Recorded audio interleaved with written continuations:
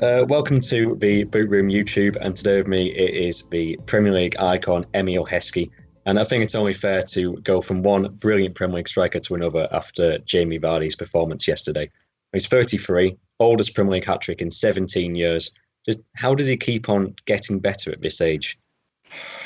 God knows, I need some of that, don't I? The thing is, usually when you're looking at players and all managers will tell you this, that they start to get slower, they start to wane a little bit, and this is funny because that's when your bargaining power is not at its height. But it seems like he's going the other way, where he can sign a 3-year deal, no problem. Usually it's 1-year deals they usually get, but he seems to be getting a bit faster. He seems to be getting sharper. His finishing's getting more astute. Yeah, he's phenomenal at the minute. He just keep doing what he's doing, to be honest, because he's getting better and better. Because he's got to that point now where he doesn't even need that many touches of the ball. Because back in the day, he would make these constant runs in behind people, but now it's all about timing those runs. And is that the sort of thing that you learned when you were that sort of age? Was it all about conserving energy? Yeah, I think so. And actually doing it at the right times, because you're just running for the sake of running at times. And I think Brendan and himself have sat down and probably looked at where to utilise his energy the best and where to get the best out of him. And you see him, he's just gone from strength to strength.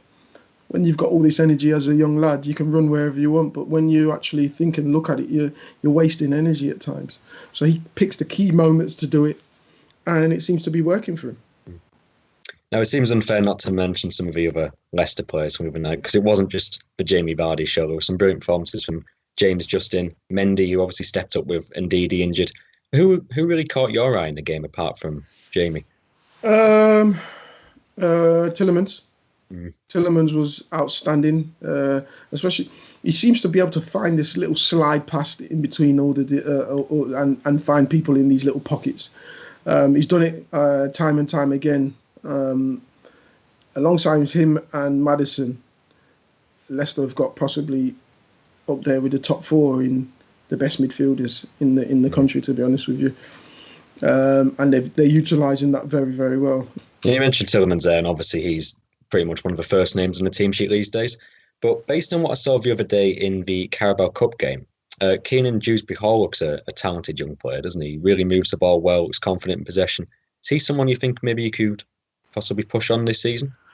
Yeah, look, I think with Brendan, I think he gives kids an opportunity, and he actually did bode well. He did actually show that he's capable of stepping into the first team frame, because it's difficult for younger lads that are coming into that frame and they've got to hit the ground running and show that what they're capable of straight away. But he actually did very, very, very, very well.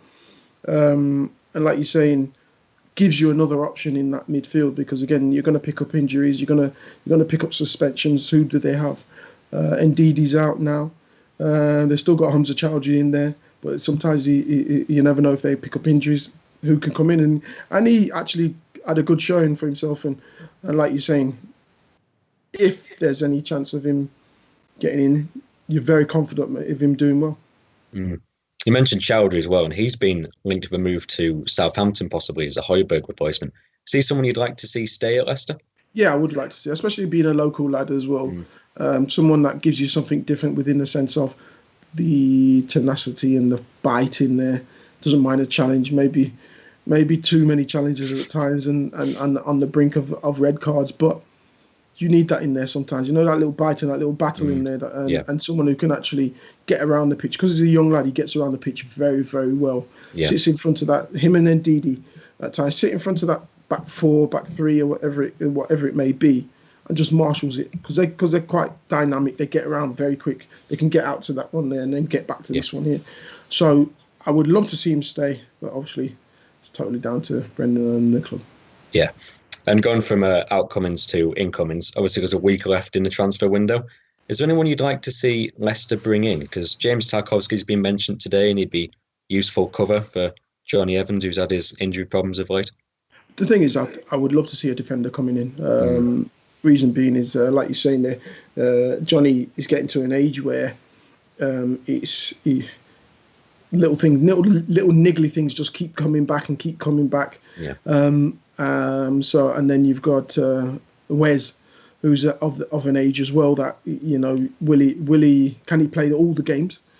So I think defensively it would be nice to get a central defender in to go with Soyuncu, who's a phenomenal player. So someone young that can play alongside him. Yeah. And obviously another one of your former clubs, Aston Villa, are looking into bringing maybe a couple of new faces. There's talk of Ruben Loftus-Cheek, Ross Barkley. I think any of them would be great, to be honest with you. They're very, very good additions. They're England internationals, so they're good players, and that would add to the Villa squad.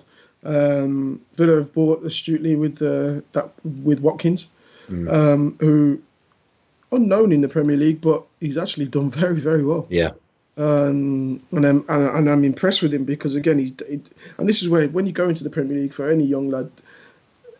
You shouldn't be fearing anyone. You should be going out there and performing and showcasing what you're capable of doing, and that's when you get the best out of yourself. And this is what he's done.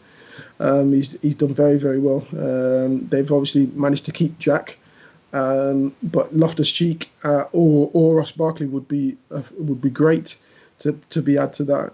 I think defensively they could do it a bit more defensively, but I'm guessing if they're probably looking at attack before defence. Yeah. And obviously, Jack Grealish should only benefit really from having someone else like a Barkley in or Bertrand Traore coming in. I think John Terry said the other day it would just help maybe distract defenders and pull them away, open up more space. Do you think maybe Grealish can even get better this year? Yeah, I think so. I think when you look at, especially last season, when you look at Villa's tactics, it was basically give it to Jack and let's see what Jack can do. But if you've got other options, at least it kind of drags the team all over the place. You can just sit two people on Jack and knowing that you've nullified half of Villa's attack. But if you've got other people that can chip in and do the little bits, this is where you're going to get Jack into the game even more, and that's when he's going to be even more dangerous. Yeah, and with the incomings as well, especially in forward positions, what do you think that might mean for people like El Ghazi and Trezeguet? Do they need to step up the game, or is it maybe time to look elsewhere? I think they will have to step up their game, but again, I think they've probably served their time a little bit at Villa and probably need to move on. Whether they're happy to be sitting on the bench and becoming impact players, which they actually have. But I know as footballers we don't want to be impact players. We want to be the ones actually on the pitch 24/7.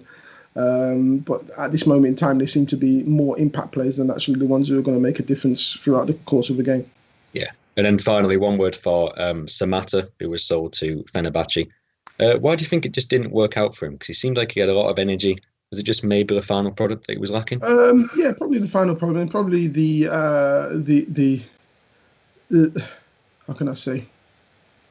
You've got to give him the ammunition to actually go and actually score, and a lot of it was, like I said, the way that Villa played was a lot of it was geared toward Jack. So when you're a forward and it's not coming in, you got to give him the ammunition, and if you're not getting it, you're not going to score. And he probably wasn't feeling that he was getting that on a consistent basis. So it was difficult.